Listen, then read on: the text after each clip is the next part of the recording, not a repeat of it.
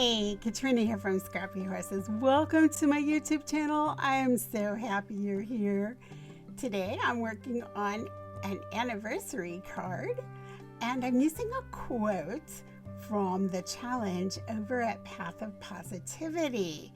So if you're into quotes and love designing with that sort of motivation or that sort of incentive to creativity, I invite you to come on over. And even if you're not, come on over because it's always optional. We love any positive project you want to share.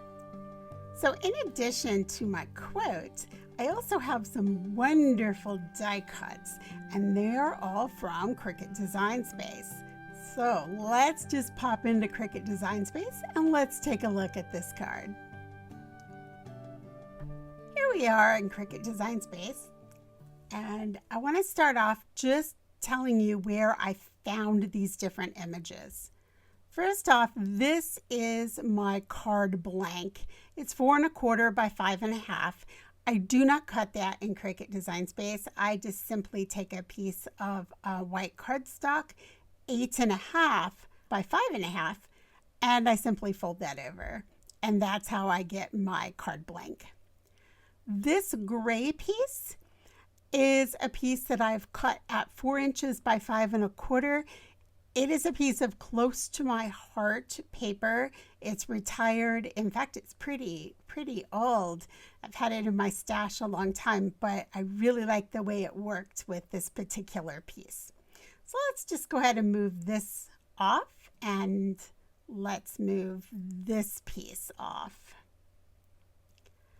Everything else you see here, except for this little bow, this is just a little placekeeper. It just reminded me that, oh yes, I want to add a little piece of embroidery floss bow to this. So let's move that off also. I have this large doily, and it is found here over in Images, over on your left-hand side here, Images. It's a large doily. It's by Troops 38. The Flourish that's right here, or right here if you want to see it bigger, is from Two Precious Gems Images. The font of my sentiment is Angista script, and that is my own system. I don't believe that's in the Cricut library. You could use any fonts you wanted for your sentiment. This doily is from Close to My Heart Artiste. So unless you've already purchased that, you're not going to have access to that. But there are several doilies in Cricut Design Space. If you come over to Images and type in doily, you'll find several. This house image is from Dottie Digitals, and you're going to see how we turn that into a little die cut. So let's get started. I want to start with this doily, again from Troops 38. I just brought that in, and that's it right here. What you see is what you get.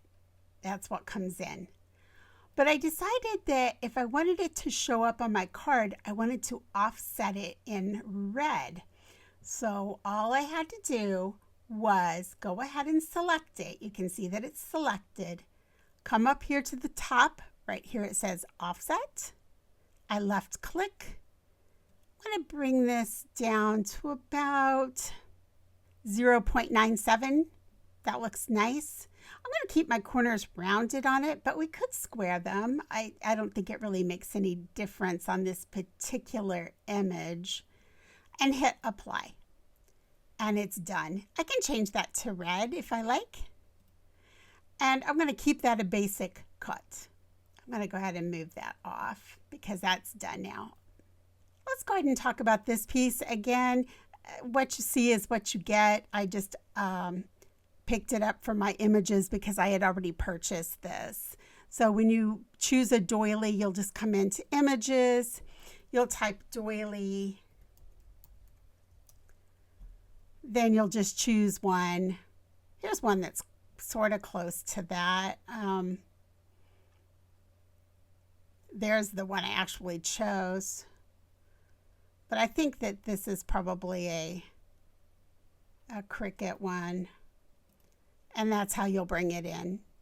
And then there it will be. You'll be able to size it however you like it. So I'll set that aside.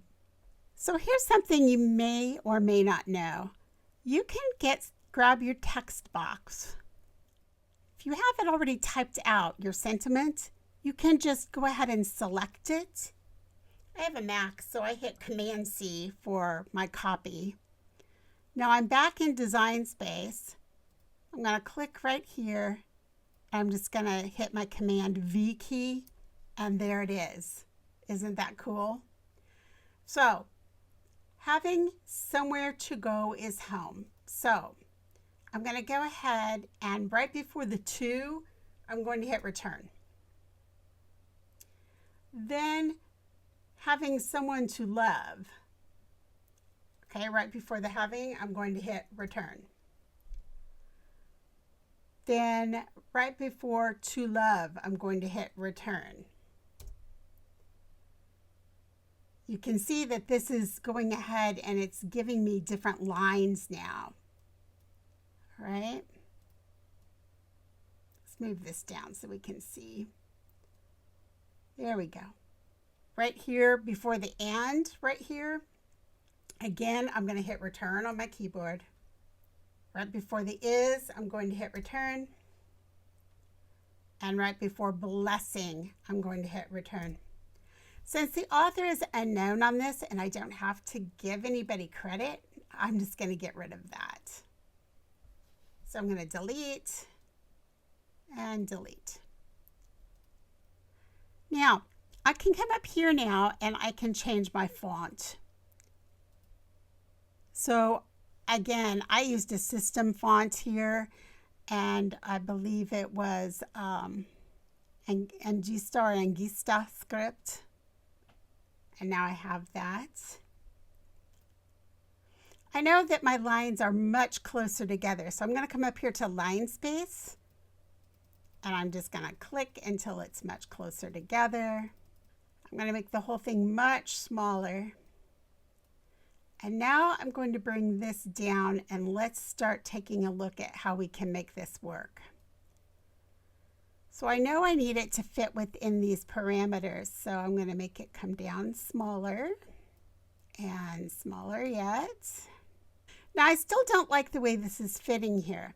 And if we go back and we look at this, we can see that we're going to have room for our little flourish and our house. So what I can do at this point, now that I've got my script chosen, I can go ahead and come here to advanced. I'm going to click this. Next, I'm going to ungroup to lines. I don't know why this comes up. It did when I actually made it the first time also. You can just take it away. Now I can manipulate this by line. So I can move this to however I want it. At this point, I am not going to change the font size because it will only change one line at a time. So that's why I've chosen my font and I've chosen my font size. So I'm going to go ahead and I'm going to just move this up. I'm going to use my arrow key. I'm going to move that one up. I'm going to leave this one here. I'm going to move this down here and this one over here. I'm going to move this down like this. And you can just play with this then. Now I'm going to select these two at the same time by hitting my shift key, and I'm going to move those down. Okay, now I still have a blank spot right here. So that's why I brought in this little thing, this little flourish. I just brought this in. Let's move it to the front, right click. Now I'm going to left click, bring it in, and just sort of set it right down here. And now I can take all of this, if I think I'm going to like it, which what I can do next is just take this doily piece and just figure out, okay, does it fit? And yeah, it's going to look fine there, I think. So let's put that back over here. I'm going to sweep over with my mouse everything and flatten. Now for the house. What we're going to do here to make this into a die cut is I'm going to let's bring it down here so we can work with it a little bit. I want to offset that. So I'm going to click offset, but I'm going to take this back to 0. And I'm going to hit apply. There it is. I'm going to turn this into a basic cut. So I hit this print and cut, basic. Come down here now to contour, clear down here in the right hand corner, hide all contours. It is not going to cut the smoke piece. I'm not worried about that. Okay, I'm not worried about it. I'm going to bring this in. I'm going to change my little basic cut piece, the offset piece, to white. I'm going to take these two, select them both, hit align, left click, center. Now because the smoke there, see, that didn't work. So in this case, that's how I normally would do it, but let's do this. Let's hit align and let's do align bottom. And that fixes the problem. Now I can flatten. Come back over here to the right, left click, flatten. Now you'll notice here that I did a little white offset around the entire thing. So now you're just going to come in and you're going to offset it again, and you can offset it at whatever size you like. So let's offset it at 0.056, apply, change the black to white. You could do it any color you like. Select it all and flatten. And now there it is. Obviously this piece, because I'm just doing it in red, I'm just going to do that as a basic cut. This piece will be a basic cut. This piece and this piece, those will both be print then cut pieces. Everything else I will cut over on my paper slicer. All right, I'll see you over at the craft table. So here we are at the craft table. I have some embroidery floss, a needle threader. I have these little die cuts, and they're the pieces that we designed in Cricut Design Space, the Close to My Heart paper, and our note card. Before we get started, I want to share a tip. I like to use a needle threader, and what I have done here is I have adhered a magnet to my needle threader, and then I can go ahead and keep that on a clipboard where I can find it. Then when I take it to my table to work, my needle will stay put and I won't lose it. So a little added craft tip there for you. So we're going to start out by stitching through these holes.